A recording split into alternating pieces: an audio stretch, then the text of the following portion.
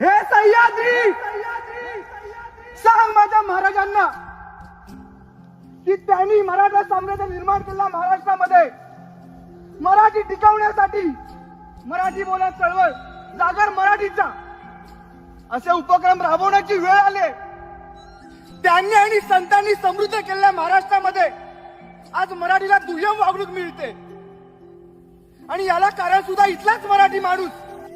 या बाहेरून आलेल्या लोकांना मराठी शिकवण्याऐवजी हा त्यांच्याच भाषेत बोलतोय आणि एक माणूस मराठी भाषेसाठी, मराठी माणसासाठी, या मराठी मुलांना नोकऱ्या मिळवण्यासाठी अतोनात प्रयत्न करतोय.